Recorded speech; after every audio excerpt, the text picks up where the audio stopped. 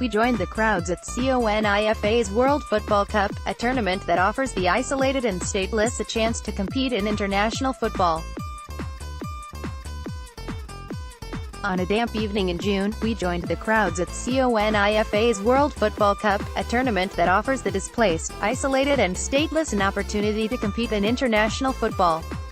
This is part of Stories From The Sidelines, a new Huck series that explores football from a different perspective.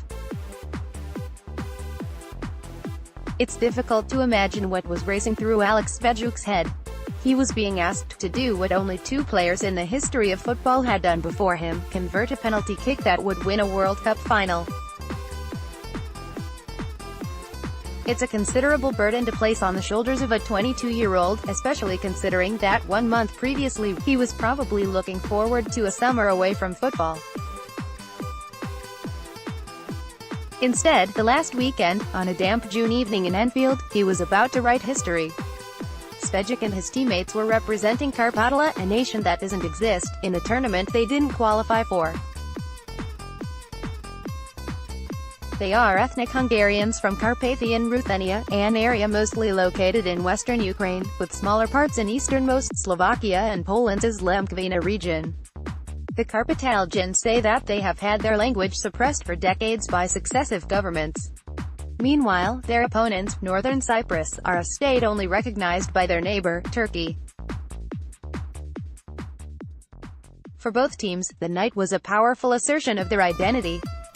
They were competing in the World Football Cup, a tournament held biennially by the Confederation of International Football Associations, CONIFA, a not-for-profit organization that seeks to assemble the outcasts of the world, the dispossessed, the forgotten, and bring them together in the name of football.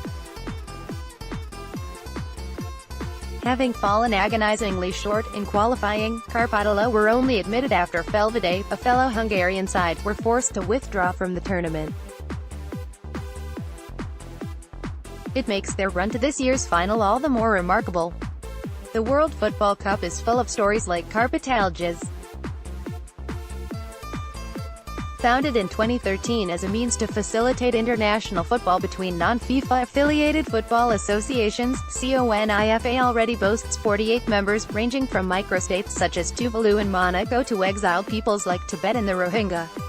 Members are attracted by CONIFA's desire to raise people through football and help both minorities and isolated nations build bridges in the process.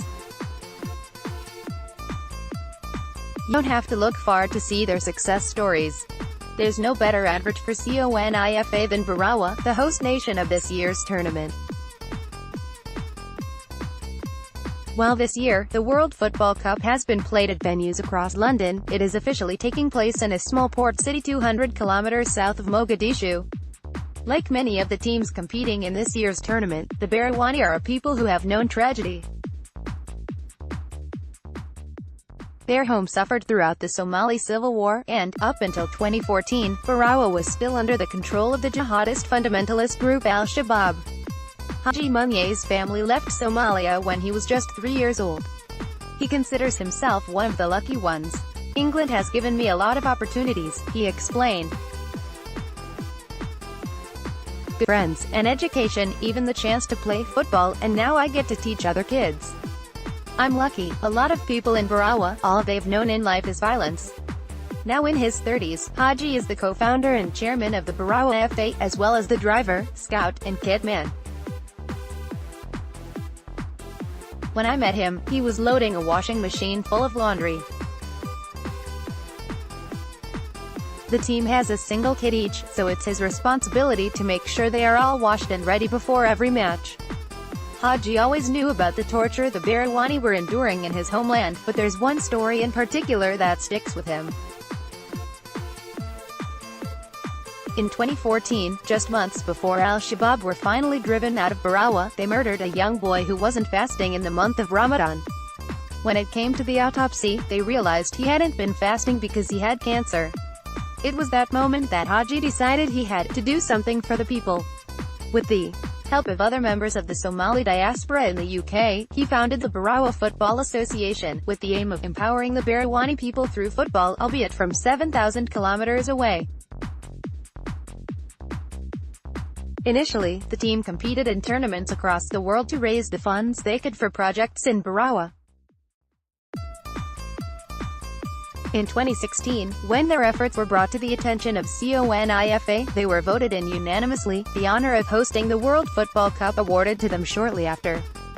The city now boasts 10 football teams, a makeshift stadium, and CONIFA have been incredible with training referees, Haji added. They've really taken things to the next level. While the rest of the world looks towards Russia, a tournament littered with controversy before a ball had even been kicked, due to concerns over racism, homophobia and fan safety, it's easy to see CONIFA as the antidote to the ills of modern international football. However, not everyone is quite as welcoming of their mission. The inclusion of the Russian-backed separatist state Abkhazia drew protests from a small number of Georgians. Elsewhere, Ukraine's sports minister Igor Zhdanov labeled the participation of Karpatala in this year's tournament as an act of sporting separatism, with the Football Federation of Ukraine threatening the team's players with a total ban from competing in football in the country.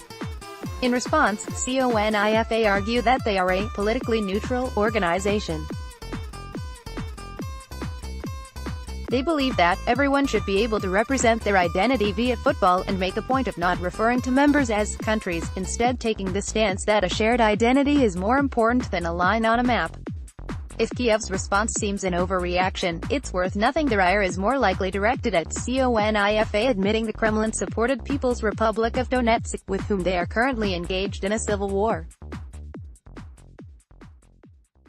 It is instances like these that which stretch CONIFA's claim of political neutrality close to breaking point. What the tournament has reminded us, however, is that things are often not as black and white as they appear. In this year's final, it would have been easy to view Karpatalja's opponents as the pantomime villains.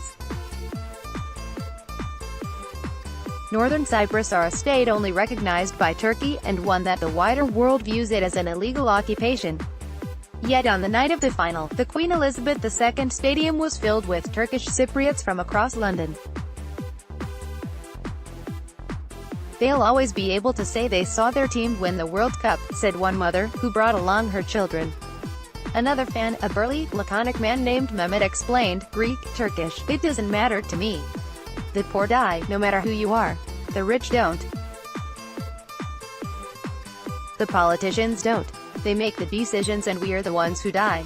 With CONIFA's World Football Cup, the teams that take part are made up of people who have found themselves victims to forces far beyond their control. In many ways, the people of pariah states around the world are no different. They are denied even the simple joy of seeing 11 of their countrymen play football. So, on that damp June evening in Enfield, when Alex Vejic managed to convert the penalty that gave Karpatala their first ever international title, it wasn't just the Hungarian fans who were celebrating. There were the Koreans of Japan too, the genial Cascadians of the Pacific Northwest, as well the Ndebele people of Madibel Island, who didn't stop dancing for the entire tournament.